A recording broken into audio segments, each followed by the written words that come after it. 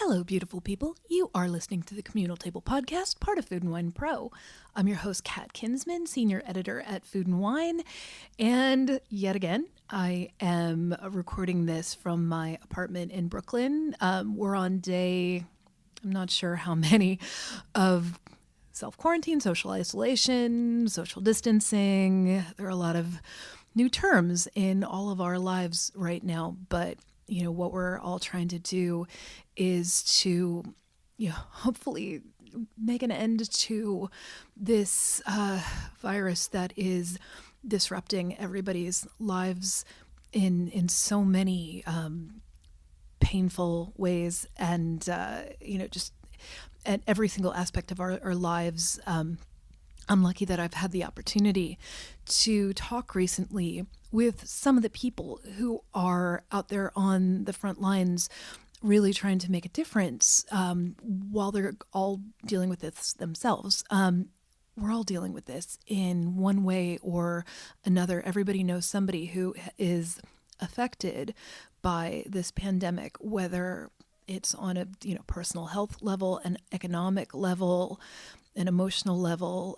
Everybody is going through this right now. So, it's there aren't a whole lot of events that have happened throughout most of our lives that have happened to absolutely everybody. But the thing that we can find here, the thing that I've been trying to find some sort of solace in, is that it's bringing out the best in humanity in some ways. I mean, some people are using the opportunity to be pretty terrible and rage and all of this stuff. But for the most part, I have seen so many people immediately step up and wonder how they can take care of their fellow human beings. And Edward Lee, or Ed, if you're a friend of his, or is one of those people who is, he's dealing with his own businesses and how to support the workers there, and he's got a family. He's got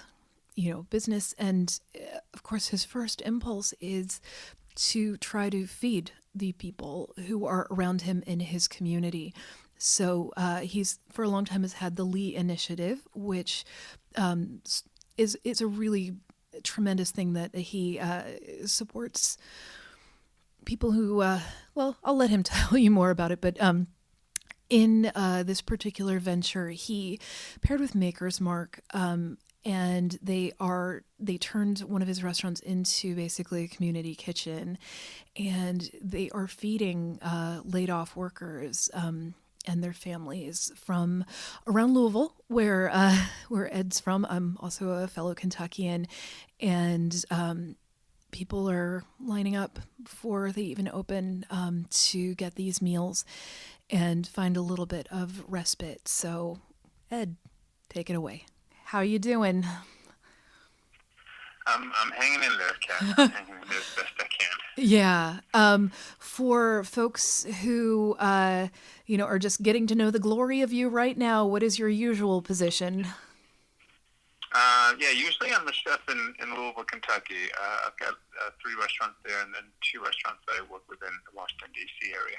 Yeah, and you are also a person who, I was sent a whole list of names of people to talk with, and yours was, the one that really jumped out, who I really wanted to talk with, because you've always been a person who jumps up and helps. And I remember specifically, you wrote a really great thing for Food and Wine during the government shutdown, that you went in and you fed workers who were furloughed. Yeah, and it was funny. When the restaurant shutdown happened, it happened differently in every city. But in Louisville, it happened on Mondays a week ago. So it just I had flashbacks. I felt I just got depressed like everyone else for about an hour, and then I just said I can't. I'm not gonna be like this for the next month. So yeah, we quickly just mobilized our team and said, what can we do?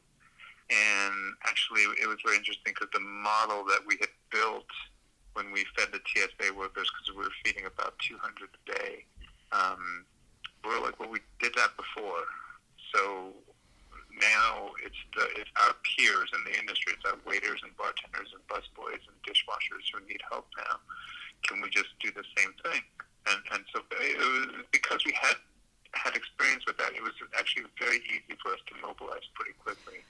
And we turned our restaurant, 610 Magnolia, into a Louisville-based kitchen basically overnight.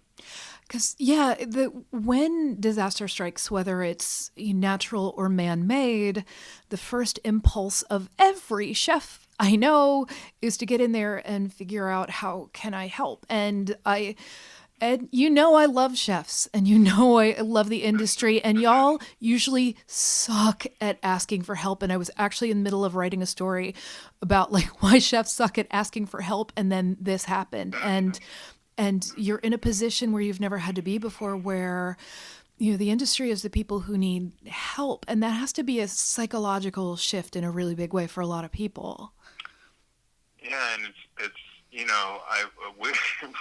and I'm the same way. It's a combination of like, strength and pride and blah, blah, blah, and all that, where we feel like we're so independent. And in the last 6 days, I've quickly gotten over that and have decided that I am in desperate need, and we are literally just calling people saying, we need you. We need donations, like, don't forget about us. Yeah. And what I said, I think it's the statistic is 13 million Americans employed in the restaurant industry. Yeah. Like, we can't forget about us and them. And, we were lucky. We did that kitchen in Louisville, and in hours, we have a so my lead initiative, we already had a women's initiative that we work with Maker's Mark. Yeah. So we had that relationship, and within hours, they called me, and Lindsay, who runs the foundation, talked to them, and Maker said, listen, we have money that comes from marketing. No one's doing any marketing for the next few months. Do you want that money to replicate this kitchen idea? And we quickly said, yeah, we don't know how to do this because we are literally a tiny nonprofit with a staff of 2 people. And we just started calling our chef friends across the country, and lo and behold, Makers is like, listen, if you can do this, we can greenlight like 11, 12 cities across America. So we basically, Lindsay and I haven't slept much since Monday, and we've just been, just mobilizing kitchens, from Seattle, Los Angeles, Denver, Chicago, New York, Atlanta, New Orleans, and we're trying to get people to help us donate so we can keep going. And there's so many others. Every city in America is hurting right now. This is true. And yeah, it's been crazy to see, and it's been crazy to see how in Louisville, when we launched, we asked for donations, and we raised $15,000 in one day.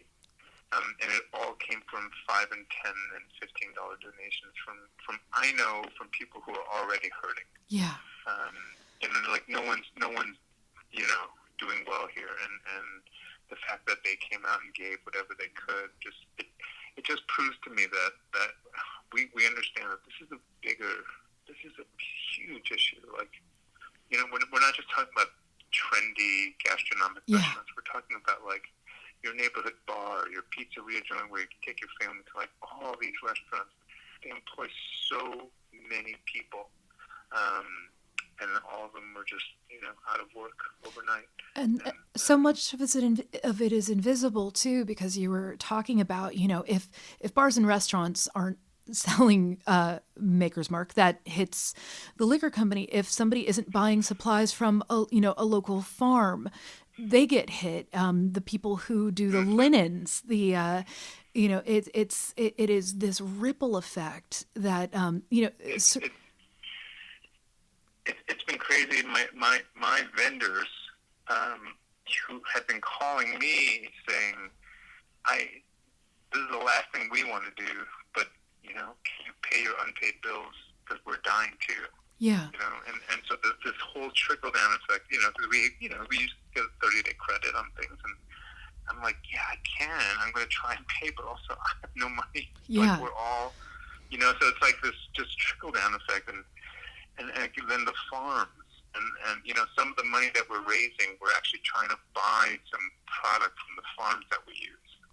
Even though there's it's not the time to buy organic meat, but it's like if we don't support them, they're not going to have a herd, a crop, or anything left. And what happens then in 2-3 months when we try and get back on our feet?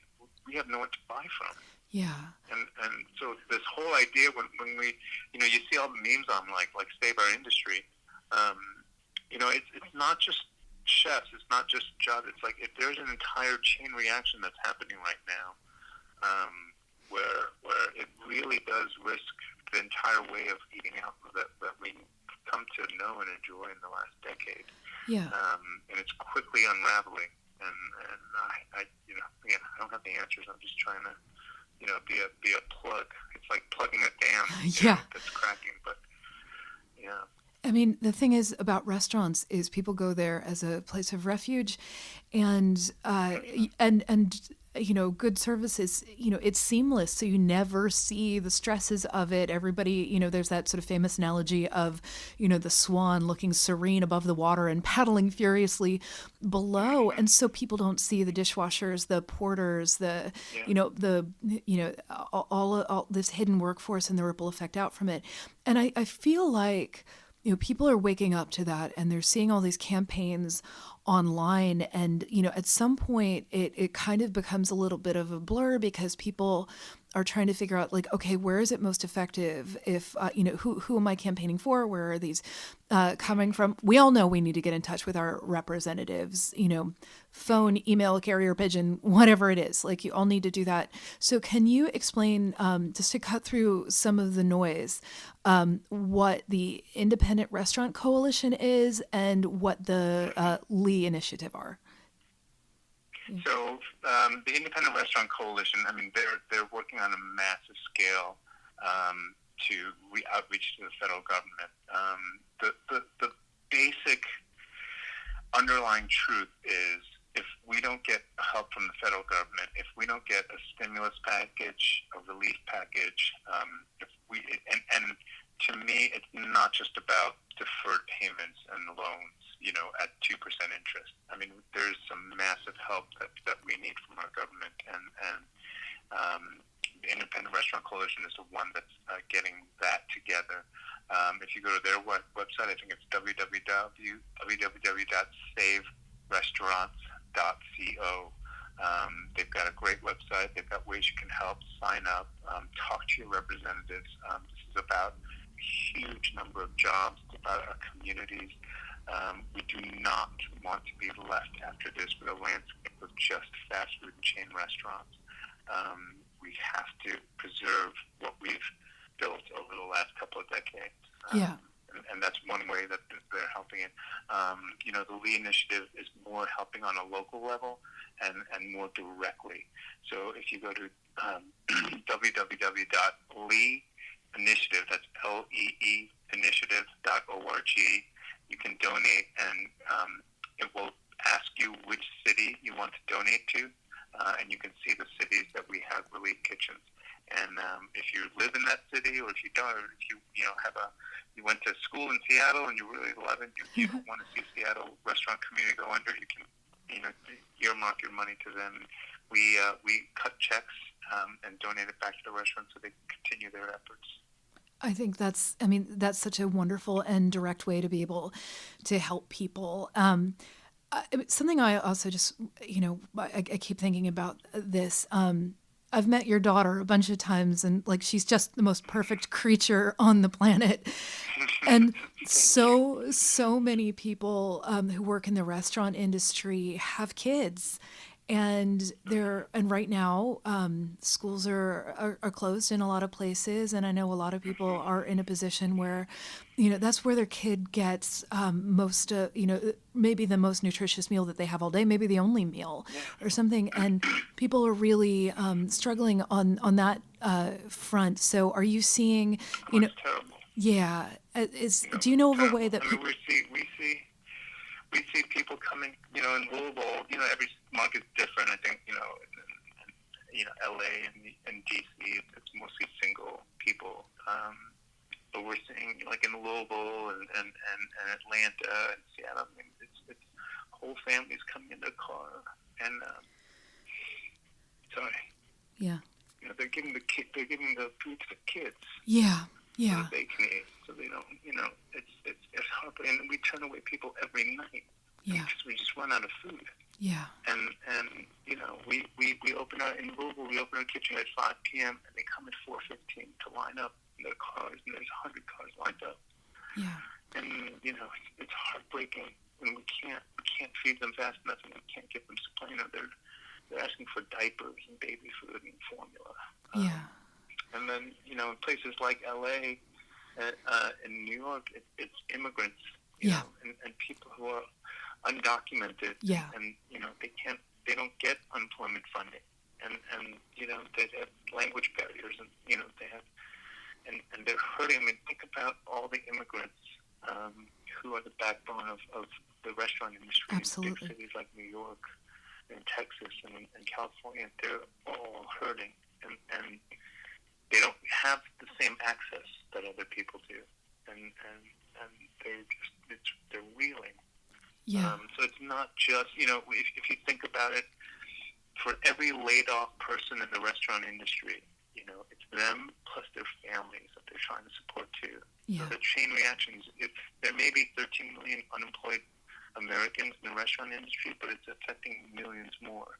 Yeah. Because a lot of them have families and they rely on that paycheck for their life. So it's a snowball effect. It's huge. Yeah. And I really, I hope that people listen to this and we'll put the links front and center, and as well as ways to get in touch with elected officials, because that, this is now more than ever before in our lifetimes. It has been so important to raise our voices and get active. This is not a partisan thing. This affects absolutely everyone. And, you and I are both Kentucky people. And yes, we are. oh yeah. For folks who don't know, yeah. I grew up in Kentucky, and you've lived there how long? Like, is your whole life? It's now 18 years. Okay. 18 years. It feels like a lifetime. Yeah, I lived there until I was 18. So, and there are certain elected officials from there who I have very. Oh no, that's a whole other podcast, but it's a nightmare. Yeah. Yeah, but the thing that we all have right now is the ability to take care of each other, whatever our financial means are, whatever our emotional means are. I mean, everybody I've been talking to was saying, like, even if they have people who, don't have the money to give, just like an email or a sign or something like that saying, like, hey, we appreciate you, is such an important thing to be able to do right now, because people... The remarkable thing about this is we've asked media not to photograph anyone that's coming to pick up food. Yeah.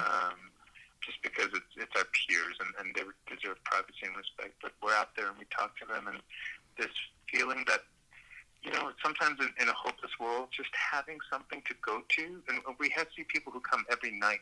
Yeah. For it, and it's just something that they look forward to. They come every night. They're respectful, and just that little thread of hope sometimes may help them from doing something a little more desperate, because when people get desperate, they do silly things. Yeah. And some of it we just can see this, it's the only thing that holds them together the entire day, is that they know they can come pick up some food and some supplies. And so there's just like a communal social aspect that's actually really important, and it can't really express in words. Like when you see people coming and you see grown men crying, and people just feel a little bit better, in all the chaos. That it's like, we're going to be here for as long as we can. So don't do anything rash. And I fear that in a couple more weeks, the society's not going to hold. Yeah. That we're going to have some. So I don't know. Again, I don't know the answers. That there are scientists and doctors and people who are, I know, working day and night to figure this out, and hopefully our government can lead us in a place that's safe and secure. But in the meantime, it's all up to us to just try and do what we can to make sure that our fellow citizens and our peers and our neighbors just feel welcome and safe. Yeah, and I, right before I got on the phone with you, it's being edited right now by my boss. Made a list of mental health resources for people in the Yeah, yeah, industry to yeah. reach out to, because mental health and sobriety are really key right now, and especially while people are in isolation. Some dark thoughts can Exactly. creep in, but I've seen the people rise up Yeah, and help with that. Yeah, I talked to Steve Palmer from Ben's Friends yesterday, and they're doing yeah. Zoom meetings for recovery. Hmm.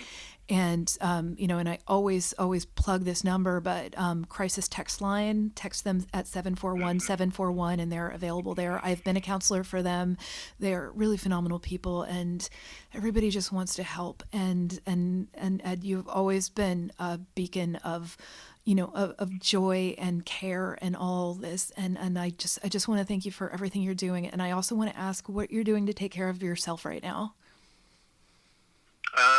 Honestly, I'm on the phone nonstop, and I take about 2-3 hours a day and try and turn my phone off, and I just play with my daughter, Yeah, and she's we just do the silliest things, and I just try and protect her from, I mean, she knows, but we just try and, it doesn't mean we build forts, we take our pillows, and it is just the 2 hours a day where I shut my mind off, and we play, fairy tales and unicorns and whatever, and it's the best part of my day. Oh my gosh! I please hug that kid for me. I just, I will. yeah, I will. she is wonderful, and your whole family is so great. And I just thank you for everything. And we're gonna get this podcast up shortly and link to Okay. everything. And I will remain your cheerleader. Thank you so much to our guest today, Edward Lee. You can find out more about the Lee Initiative and Save Restaurants and all of the things that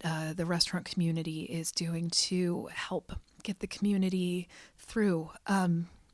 We talked a lot about caretaking of people around us and ourselves. And if you're in the restaurant industry, I know this is such a painful and strange time. And, people are doing whatever they can to help one another.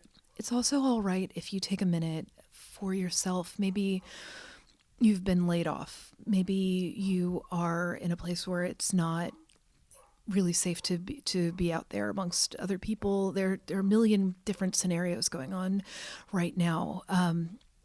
It's really easy to fall into a state of despair or anxiety, all of these things, and those are all valid things to feel.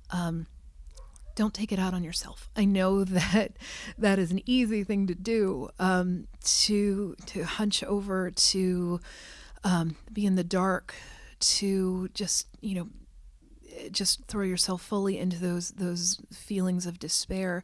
That if you possibly can, while you're listening to this, if you are in the physical or metaphorical dark, open up that window shade, let some light in there. Maybe unclench your jaw, drop your shoulders, take a breath, walk around if you can, put yourself back into your body, and remember that you're still a human being. You are still in possession of all the skills that you had before, all of the connections that you have before, that you had before. Take a shower, have a nap, do one of those things that reminds you you are a person, and this is the only way we're all going to get through. So thank you so much to our producers, Jennifer Martnick, Hallie Tarpley, Margot Gotthelf, and our photo editor, Sarah Crowder. You're all doing incredible work under difficult circumstances, and I appreciate it so much. This is part of Food and Wine Pro, which is on foodandwine.com and also out into the world and in the magazine. And we've been around for about a year, this part of Food and Wine, and it's all news for the industry, news, advice, utility, profiles, everything like that, geared toward the people who actually make the food business happen. We're there for you. We want to support you. If you want to be caught up on everything we're doing, it's foodandwine.com/FWPro. And the easiest way to find a lot of the content also is to sign up for the weekly newsletter that our editor-in-chief, Hunter Lewis, writes. And it's got all of our recent content, the most recent podcasts, links to other stories out there that we think are fantastic. Our associate restaurant editor, Osset Babur, puts a lot of it together. And our test kitchen associate editor, Kelsey Youngman, is also a certified meditation instructor. And she provides some words of wisdom every week at our all-team meeting. And we share those in the guide as well. Wonder if you can hear my dogs in the background right now. They're currently my colleagues as well. But, Food and Wine, we wouldn't be anywhere if it weren't for the people who are out there making the food and creating these incredible restaurant experiences that we're all missing so much right now. And we all very much hope we can go back to. And also, while you're taking care of yourself, just stop and close your eyes for a second and remember that you're not alone. Everybody is in this together, and that's how we're all going to get out of it. Take good care of yourself. Until the next time.